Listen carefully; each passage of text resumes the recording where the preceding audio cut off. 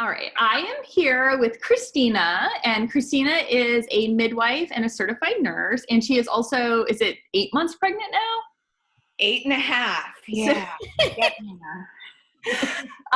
so she is an Ashtanga practitioner and has been practicing with me for a couple of years.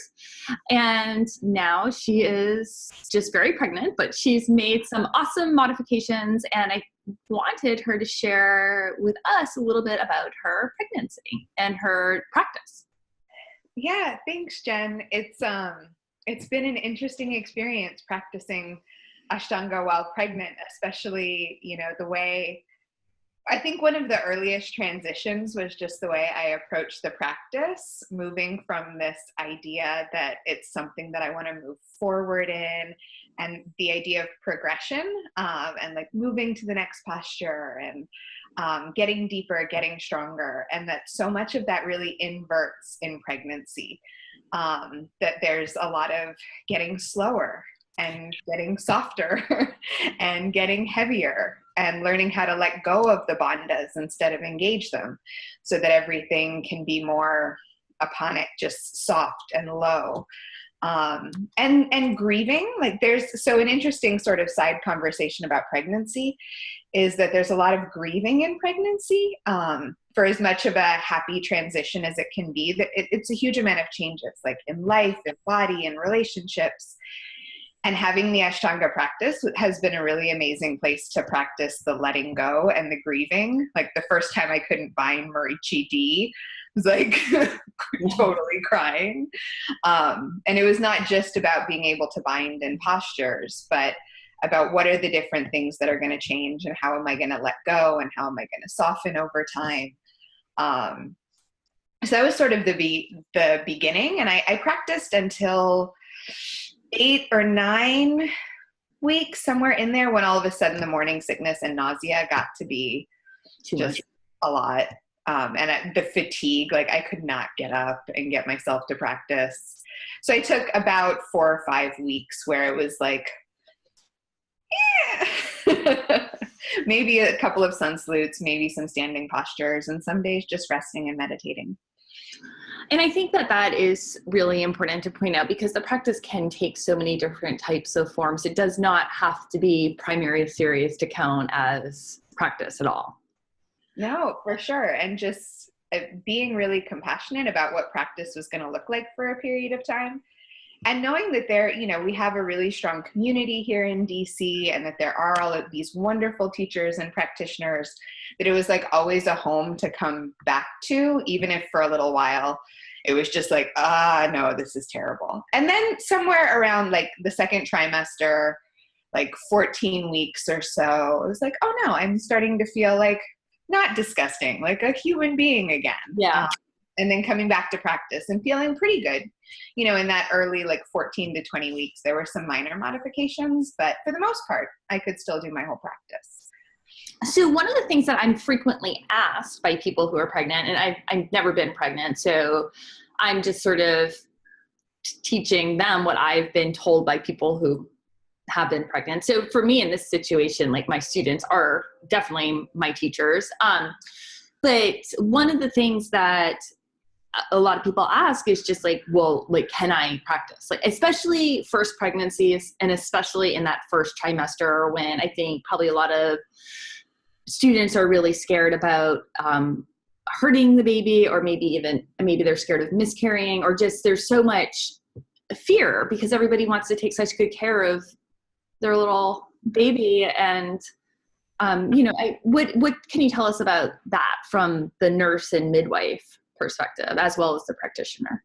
Absolutely. Well, so like from a healthcare provider, like midwife perspective, what I counsel the women I take care of is that whatever practice or athletic activity you were engaging in before pregnancy is typically very safe to continue, with good, like acknowledging how you feel, like notice, okay, is this too much for today? But marathon runners keep running through pregnancy. Weightlifters keep weightlifting through pregnancy. Like Ashtangis and yogis can keep practicing through pregnancy, but really cultivating that body awareness and being more responsive, because the feedback, I feel like the state of the hormonal changes of pregnancy make that feedback really immediate. If you've overdone it, overextended, overstretched, it's just, everything is sort of amplified. But there's nothing inherent in the yogic practice that would be like universally harmful in pregnancy. Now, of course, there are always people with special conditions who should talk to their healthcare provider and make sure it's appropriate for them. But the general rule is, like, if you've been practicing Ashtanga for years, keep practicing until your body says, slow down, back off. And most of the physical feedback and discomfort is pretty immediately apparent. Like, your body will just say, like, no, that's not comfortable anymore. Yeah. So I think the place where we get into danger, and perhaps particularly with an Ashtanga compared to other types of yoga practice, is that we work, and there is a lot of effort and tapas in the practice. There is a sense of like getting deeper and achieving, the state of the pose. And some of that is what's harder to let go of than the actual practice, is right. The mindset and the approach to the posture. Like, I don't need to bend all the way forward if I feel like I'm going to throw up. Just going to go to 90 degrees.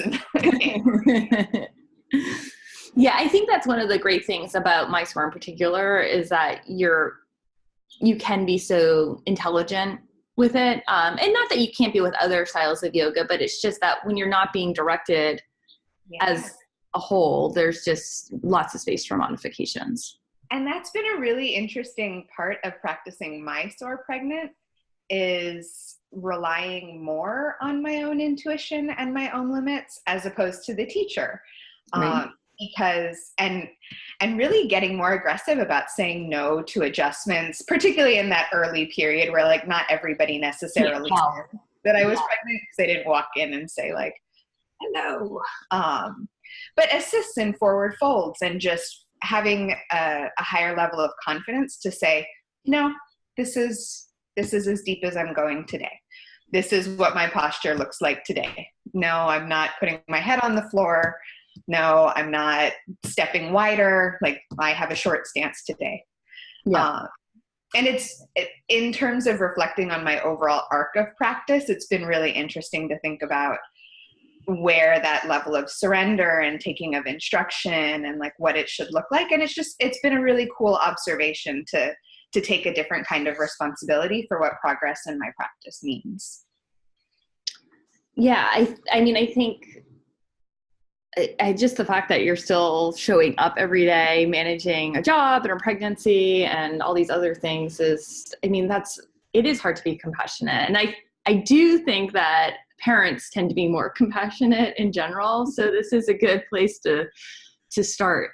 One of the things that Mary Taylor said about pregnancy is to just keep going. And I had actually heard that same example as like marathon runners run throughout their pregnancies. I mean, there's certainly nothing that I can imagine more intense than running a marathon. But she said, don't give anyone new postures, which always really made a lot of sense to me too, because then that's when you're changing things at that point. So better to just kind of keep maintaining. Yeah, that makes sense to me intuitively. And like, my next I was like getting ready to start second series, and like there's no way Pashashana was going to happen. Right. Not with, yeah, I mean, that's a really intense twist, even, under a non-pregnancy. Yeah.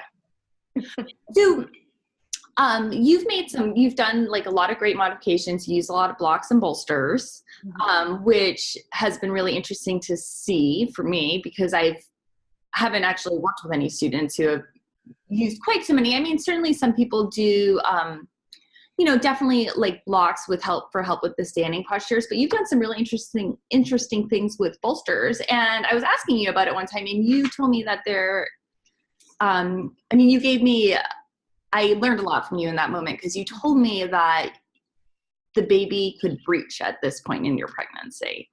Can you talk about a little, like some things like that a lot of people might not know about? Yeah. Well, so one of the cool things about just like having a pregnant body is that there really are two people there, and it becomes more and more apparent. And I don't have any say in what the little person, what his practice looks like and how he's participating. So there's nothing necessarily about the practice that would make the baby be in a bad posture or breech or anything.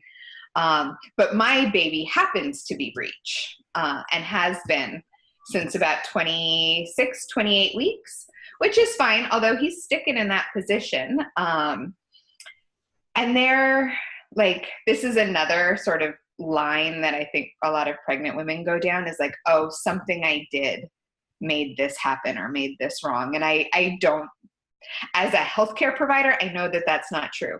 Like a certain percentage of babies stay breech to the end, and I have taken care, like I've been a midwife for almost 15 years, and I've seen breech babies and people who never inverted or practiced yoga. It's just a thing. It's just a thing.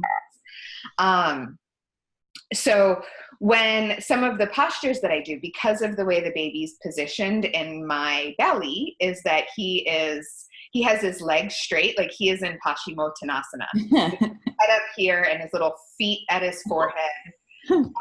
But so it feels like I have this long spike through my abdomen. So forward bending is harder. When I lean forward, I can feel a foot like in my liver over on the right. And one of the things that I'm working on in my body is making sure the baby doesn't settle down into my pelvis. So when I do like my version of shoulder stand, which got uncomfortable for me very early in pregnancy, I do a 30-degree ramp, which I create with the two blocks, one here and one here, and the bolster leaning up on it. And I put my feet up on the windowsill. So I get that elevation, I get some inversion, that blood return, the pressure from the lower extremities. And my hips are elevated, but at a semi-flat line, which just helps keep the baby out of the pelvis. So if your baby's head down and you're 8.5 months pregnant, that wouldn't be the variation for you. It's the variation for me, because I want my baby to stay high enough out of my pelvis that he might still flip to head down. And maybe he won't. And like, that'll be okay. He's in there now. He'll come out. Yeah. There's several options for getting them out. So he'll be fine. I won't be pregnant forever. That's a good pregnancy mantra. Like, this doesn't last forever. Right. But so like just thinking about how the baby, the fetus, is lying in the uterus will really affect the postures. Like some days postures are totally accessible, and other days they're not at all. It's so uncomfortable. So some of that has been, often babies are in a little C shape and they're over to the side. You can sort of maneuver. Mine is like, he's erect in the middle. Okay.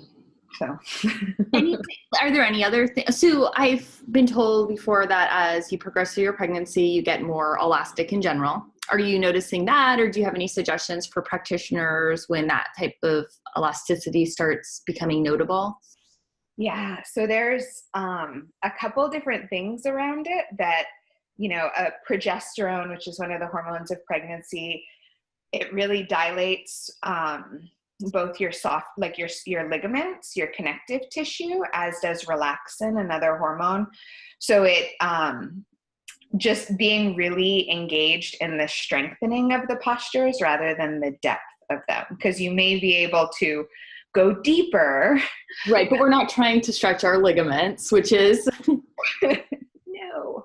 And often in pregnancy, because of these hormones, they can stay overstretched. And so we can really injure ourselves in pregnancy in a way that we don't feel the effects until much later. And particularly if you already have a hypermobile practice, it's really easy to get into that, like, this is so cool.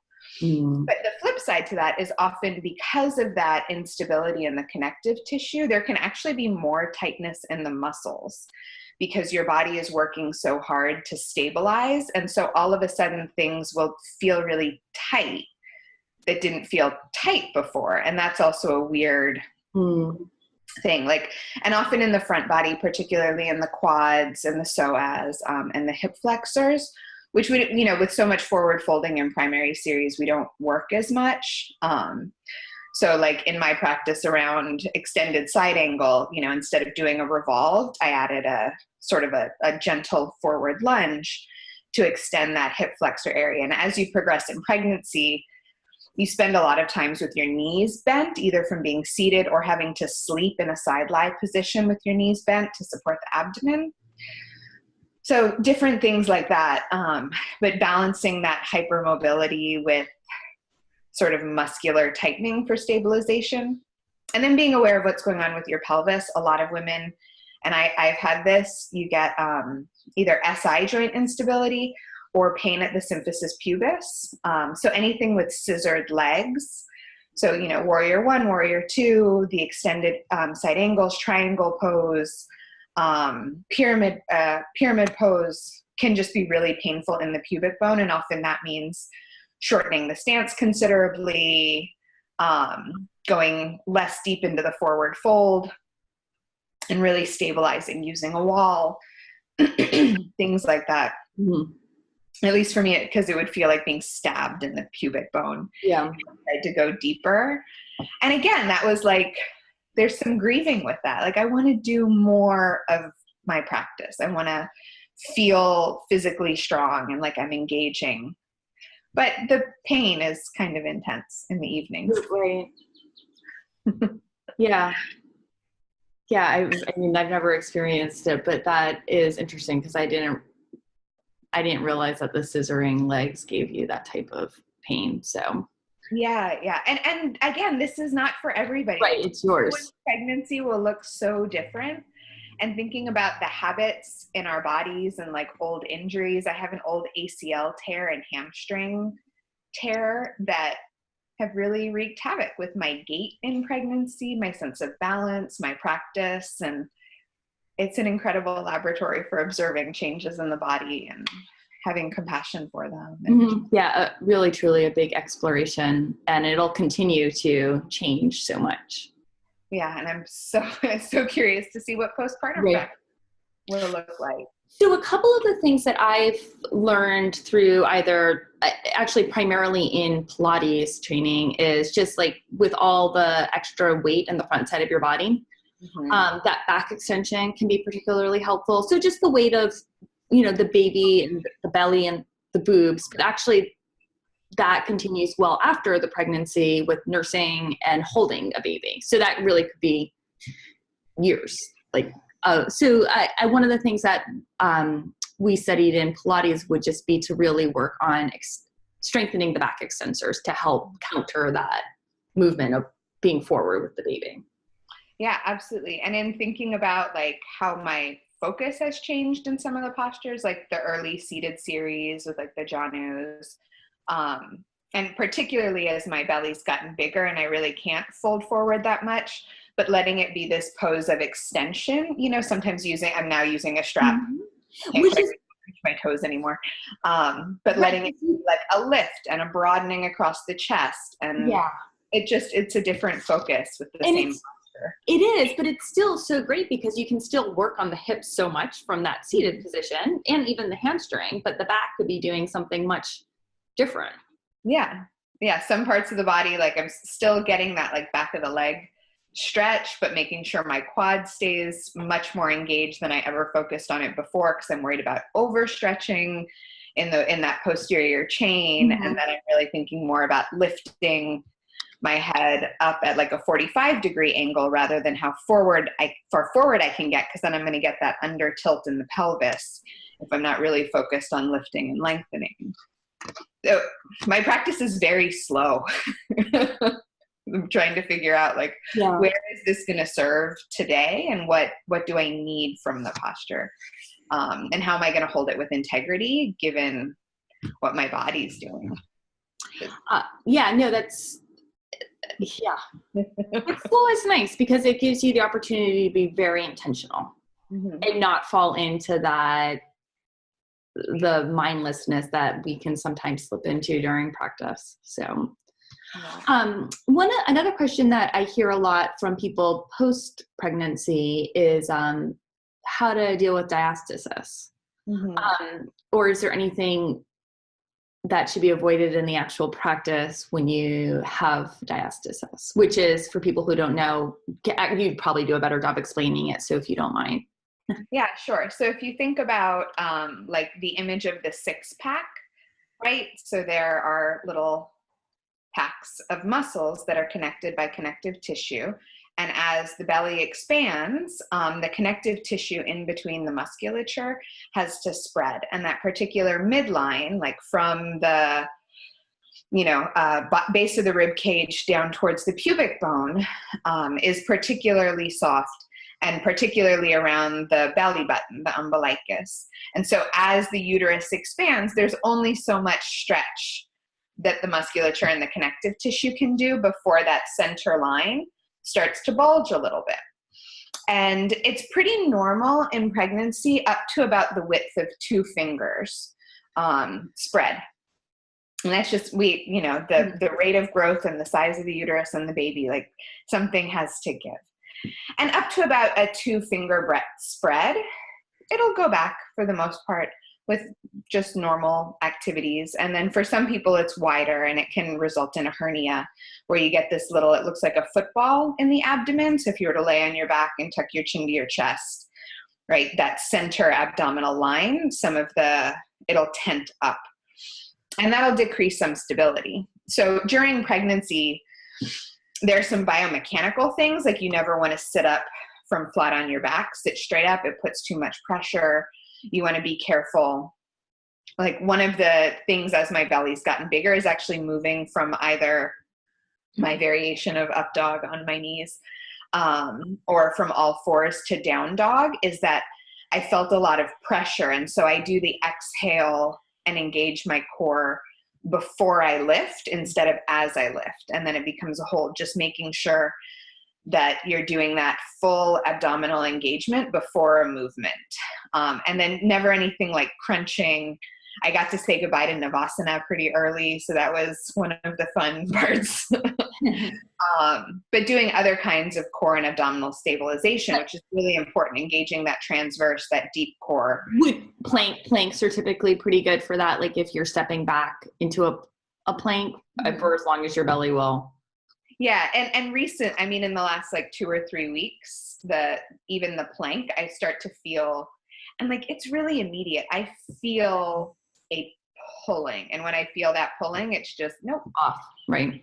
Done. And so, some days up dogs felt great and some days they don't. Now for me, it's more of a on my knees and like a little cobra chest. And I'm not dropping my belly or my hips at all, so that I'm keeping that deep core engaged. And then pulling everything together and downward facing dog. And even how we step forward and back, you have to sort of like hinge the knee around the abdomen, but then you're getting that obliques and right. So just looks different. Cool. Yeah. Awesome. Well, I don't think I have any other questions. Do you have anything else that you think is something that you want to share? Just that it's been a great practice and a very cool laboratory through which to experience pregnancy. And it's felt like a very safe space to come in and just be like, what on earth is happening in this body today? Because this is bananas. And I've been taking care of pregnant women for my entire adult life. But it's intense, the changes that happen. And I think approaching the practice with an attitude of compassion and surrender, that we just don't really know what it's going to look like or how it's going to feel on any given day. That it's a great attitude to cultivate for labor and childbirth and parenting and all of the changes that the body will go through. So, I'd encourage anyone who practices to stick with it and not worry so much about what it looks like. And everyone in our so hard for program people. has been like so kind and compassionate and like cheering me on and getting such a kick out of watching my belly get like you have been amazing to watch though, because you've continued to show up every day, and you know, you have a big job, you're working on your PhD, is that right? Mm-hmm. And yeah, you travel for work, you have all these, you know, you've got a lot going on, and you're still managing to balance it. And it's just been really fun to watch you. Yeah, it's been fun to watch your pregnancy transform. So yeah, and I'm super excited to send everyone pictures of my sore baby when he comes out. Another, well, who knows, anywhere from like 3 to 6 weeks, depending on how long he plans to hang out in there. But yeah, no, it's a wonderful practice. I think it's safe and yeah, a really cool way to experience the body during this time. It is safe, and it is, I think it's important for people to realize that. And, you know, just becoming it's going to look different. That's just the reality of it. But there's a lot of different things that can make the practice look different. So, and that's one of the beauties of it, is that it's still practice. Yeah, it's still so much benefit. Practice. Like we just keep showing up. And I think the only last thing I would say is that my idea of progress in the practice has changed and shifted. And, you know, this idea that I knew, but I didn't fully engage with, that showing up is the most important part of the practice, rather than how much I do, how much effort, what it looks like, what the next posture is. Because so many of those goals are undermined by pregnancy. And so just showing up to practice has been really miraculous and beautiful. And I feel a much like softer attachment to my practice, but also I've never practiced more consistently than I have been pregnant. It is true. That is true of you. You've been super consistent throughout your pregnancy, which is awesome, because I think that one of the things that we can learn from a 6-day-a-week practice is the value of showing up, even when the situation is less than optimal. And like when you're going to be showing up for your baby all the time, and the situation is going to be less than optimal. So it's all really good practice. Yeah. And you also with babies, like you never know what you're going to get. Like, who knows? Yeah. Anyway, that's all I got. Thank you so much, Christina, and good luck with your delivery. Absolutely. I'll send updates when things happen, but turn around, little baby.